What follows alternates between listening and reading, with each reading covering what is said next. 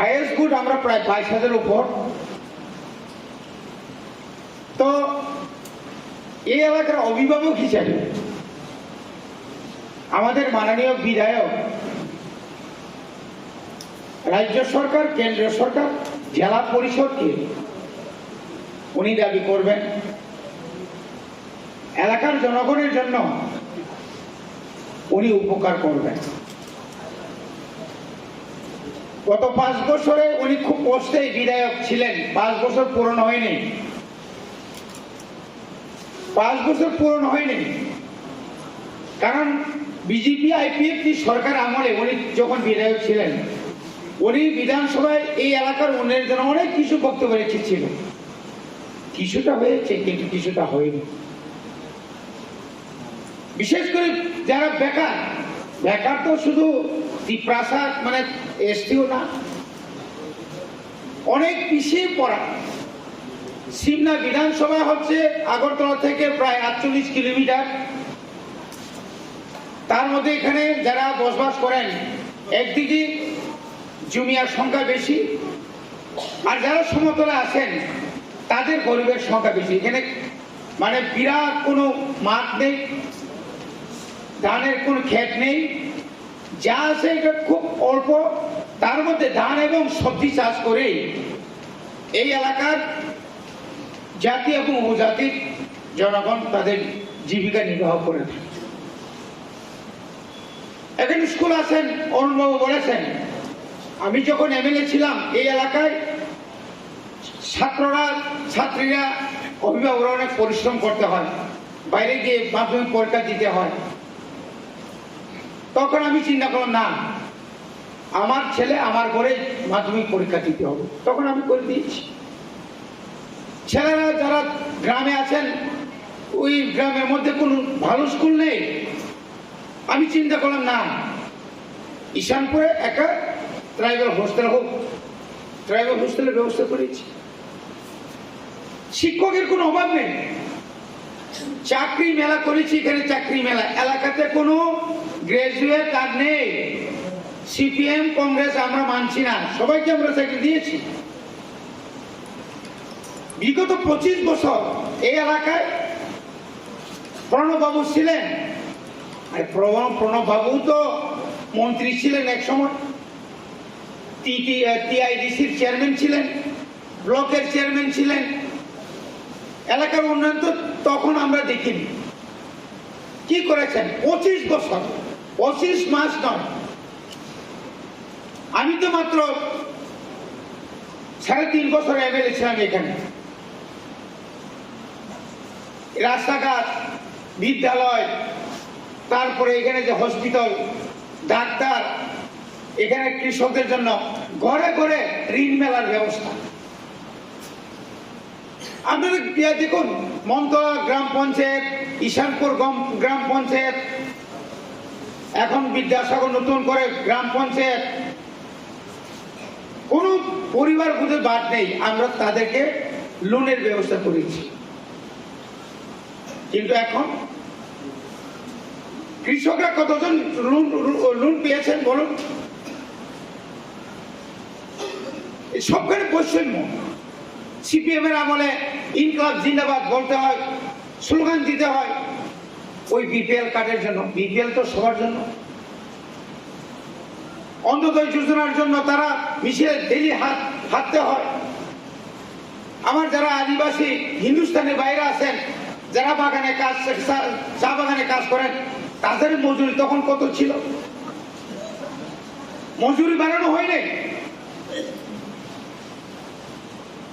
কাজে এখন আমরা যারা এখন বিরোধী, ঠিকই আছে আমরা বিরোধী, কিন্তু আপনারা শাসক দল, ইচ্ছা করলে উন্নয়ন কাজ করুন।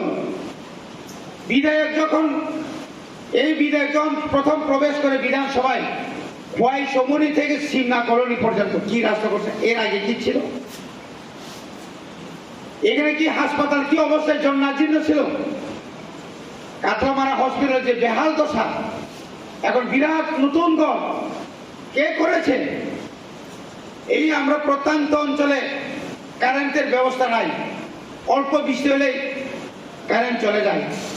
হাসপাতালে তো এইভাবে রাখা যায় না। 5.5 লক্ষ টাকা বিধায়ক উন্নয়ন তহবিল থেকে কাতলামারা, হেজামারা, শাশুতে উনি বিজলির মানে কারেন্টের ব্যবস্থা করে দিয়েছে। পাহাড় অঞ্চলে গিয়ে দেখুন কিভাবে রাস্তা হচ্ছে। উনি চেষ্টা না করতেন, উনি যদি চেষ্টা না করতেন সম্ভব হতো? কাজে উনি আমাদের অভিভাবক, আমাদের কথা বলবে।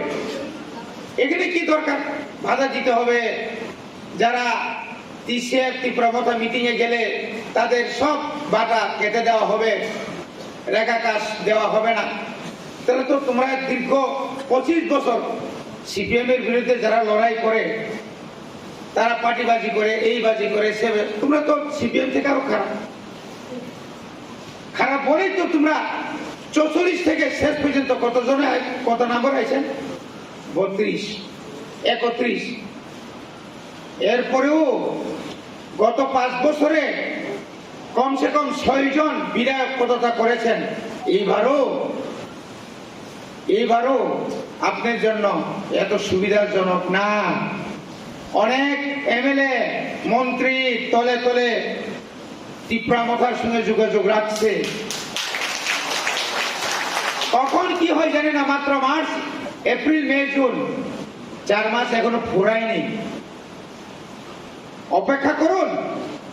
আগামী লোকসভা নির্বাচনের জন্য এত ভয় কেন আপনারা?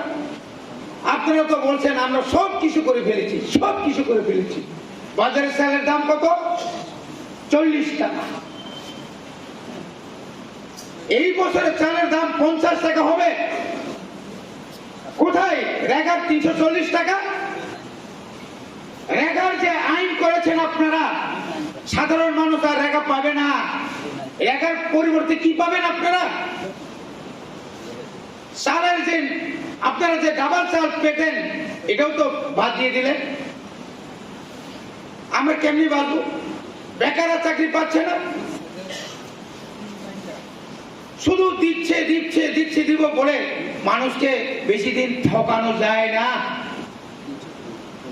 তার প্রতিবারে কণ্ঠস্বর উনি ঘরের দেওয়ালে রেখে যায় না, উনি বেরিয়ে আসবে।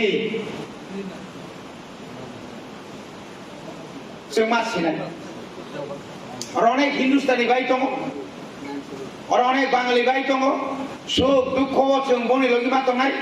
গ্রেটার ত্রিপুরা অর্থ এই নয় বাঙালি তারাও ত্রিপুরা এই কথা বলি না। গ্রেটার ত্রিপুরা মানে অনুন্নত এলাকাকে উন্নত করার জন্য তো গ্রেটার ত্রিপুরা ল্যান্ড। জেলা পরিষদ এলাকায় যারা উপজাতি আছেন তারা তো সুখীতে আছেন, তারা তো অনেক বই পাইছিল। এডিসি আইলে কি হইব? গন্ধাসরের লোক থাকতে পারবো নি, কাঞ্চনপুরের লোক থাকতে পারবো নি, কুমারঘাটে বাঙালি থাকতে পারবো নি। ওরা তো খুব সুন্দরভাবে আছেন। তো এটা হচ্ছে রাজনীতির খেলা।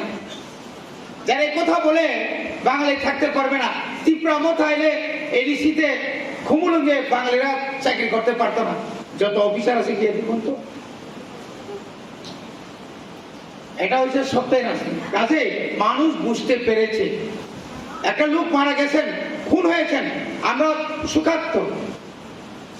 আমরা ব্রহ্মকুণ্ড মেলার পাশেই ওনার দোকান শিববাড়িতে, উনি মারা যাওয়ার পরে 4 জন লোককে ধরে নিয়েছেন পুলিশ। 3 জনকে প্রথম ধরেছে।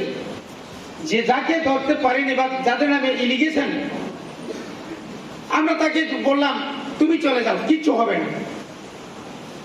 আমরা এখানে কোন ট্রাইবাল, কোন বাঙালি, ত্রিপুরা বাঙালি কথা না তো, সবাই মিলে আমরা বললাম এইচডিপিও সাহেবকে যারা নির্দোষ তাদেরকে ছেড়ে দিন। আচ্ছা, আপনারা যদি বেশি সন্দেহ করেন জিজ্ঞেস করুন তাদেরকে, আপত্তি আছে কি নাই তো। কিন্তু যারা অন্যায় করেছেন তাদের শাস্তি হওয়া দরকার। যারা খুন করেছেন তাদেরকে অ্যারেস্ট করা দরকার। এটা আমরা চাই। আমরা চাই এলাকায় শান্তি। অনেক খুন হয়েছে এখানে, অনেক কিছু হয়েছে, অনেক ইতিহাস রচনা হয়েছে আমার সিমনা এলাকায়। কাজেই আমি আমার বক্তব্য দীর্ঘায়িত করতে চাই না। আমার এই 5টি গ্রাম পঞ্চায়েতের যে সমস্যা, রাস্তাঘাট, পানীয় জল, তারপরে বিদ্যুতের ব্যবস্থা সঠিকভাবে হচ্ছে না। আমাদের যারা হিন্দুস্তানি বাগানে বিভিন্ন ধরনের সমস্যা, এই সমস্যা নিয়ে এই মাসেই আমরা গণডেপুটেশন দেব। আমরা ডেপুটেশন দেব ব্লকে আমরা ডেপুটেশনের যদি আমাদের দাবি যদি তারা যদি দিতে না চান বা যদি আমাদের দাবিকে তারা যদি অস্বীকার করে, এরপর আমরা আরো কঠোর আমরা আন্দোলন করব। আমরা আদায় করবই করব। আপনারা নিশ্চিন্ত থাকুন, আপনাদের পাশে আমরা আছি, আপনারা আমাদের পাশে থাকবেন। কে কি করে আমরা কোনোদিন আমরা বিচার করব না। এবং আজকে যারা নতুনভাবে যা আমাদের ত্রিশিয়া বা ত্রিপুরামথাতে যোগদান করার জন্য এখানে এসছেন, আপনাদেরকে আমরা ধন্যবাদ জানাচ্ছি। আসুন একসঙ্গে একসাথে মিলে আমরা আগামী দিনে এই এলাকা উন্নয়নের জন্য একসাথে কাজ করব, একসাথে লড়াই করব। যারা অন্যায় করে ওই কলা গাছের কি জানি যারা ফেপে ফুপে আছেন কয়েকজন, তাদের বিরুদ্ধে আমাদের লড়াই করতে হবে। আমরা প্রত্যেকটি গ্রাম পঞ্চায়েতে আমরা আরটিআই এর মাধ্যমে 2018 থেকে 2022 অথবা 2023 আমরা মে মাস পর্যন্ত এই এলাকার যতগুলা উন্নয়নের জন্য টাকা ওরা তুলেছেন বা স্যাংশন করেছেন, এগুলো আমরা জানবো। জনগণের কাছে আমরা আবার আসব। আমরা শুধু এখানে এলাকায় আজকের এমনি বৃষ্টির সময়, আগামী দিনে এখানে আরো বেশি করে লোক আসবে। অনেক কমরেড, অনেক বিজেপি নেতা, অনেক কংগ্রেসের পুরো নেতা আমার সঙ্গে টেলিফোনে যোগাযোগ রাখছে। আর আমরা অন্য দলে থাকবো না, আমরা একসঙ্গে থাকতে চাই। কাজেই আগামী দিনে আপনারা আমাদের যে আন্দোলনে আপনারা সহযোগিতা করবেন, সঙ্গে থাকবেন, আমরাও সঙ্গে থাকবো। এই বলেই আমার বক্তব্য এখানে শেষ করছি। সবাইকে নমস্কার। গোবাগরা আয়ুব লক্ষণ, ত্রিপুরা।